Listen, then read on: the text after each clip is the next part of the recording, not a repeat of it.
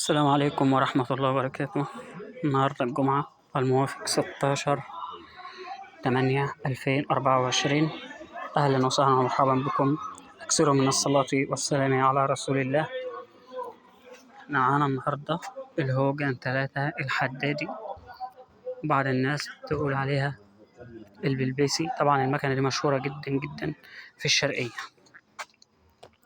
المكنة دي كلها ما شاء الله بالمسمار الاستيراد الأصلي. طبعا في اللي غاوي الهوجن واللي غاوي الدايو واللي غاوي الهوجن 3، اللي غاوي الهوجن 4.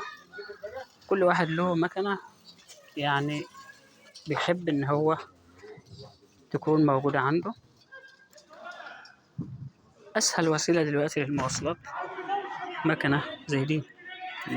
ما تجيب مكنة نظيفة بالجمال ده تحافظ عليها. مكنة كلها ما شاء الله أصلي. العلامة المائية على الموتور.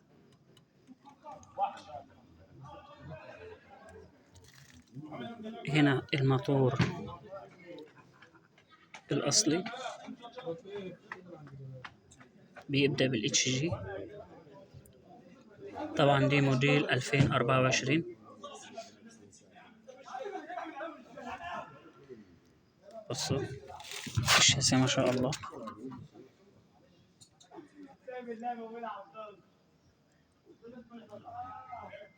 تقفيل في اللحام.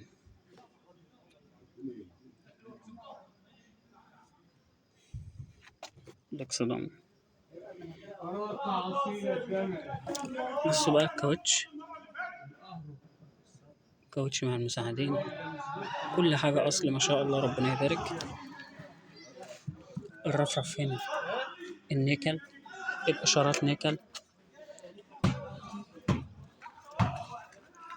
كل حاجة هي ما شاء الله تبارك الله. مكنة ما شاء الله كلها أصلي، استيراد بالكامل. بصوا علامة النسر، الباغة بتاعت الكونتاك على النسر برضو. النسر على التانك. هوجن 3 ده يا جماعة في ناس كتير بتحب سواقتها وقعدتها وركوبتها علشان مريحة. واحد فتحة بوجيه، واحد شكمان.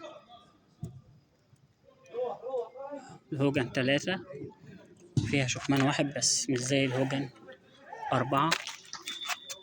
طبعا برضو كلنا عارفين إن الدايو 2 شكمان.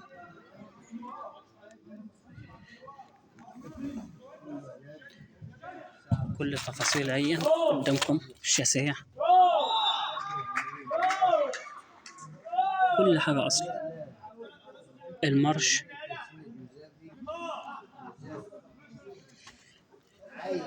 لحمات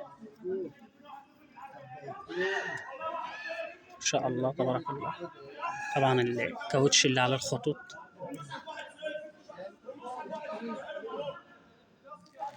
هنا الشكمان اللي عليه كلمة هوجن. المكنة دي كمان مميزة يا جماعة بالدواسة الحريمي، إن لو راكب وراك حد يعرف إن هو يحط رجله ويسند. اللحمات ما شاء الله. هنا عند المقص منها فيه على طول، مش زي الهوجن.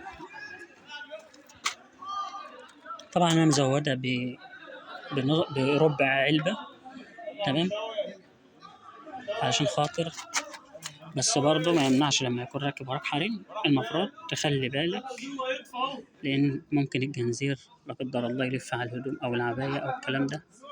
ربنا يستر علينا وعليكم جميعا. كل حاجة ما شاء الله أصلي. مساعدين الكوباية الكبيرة.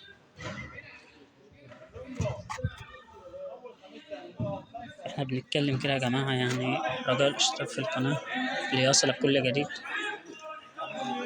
علشان إن شاء الله كل من نجيب معلومة هنقول لكم عليها بإذن الله. اللهم صل على سيدنا محمد. إن شاء الله.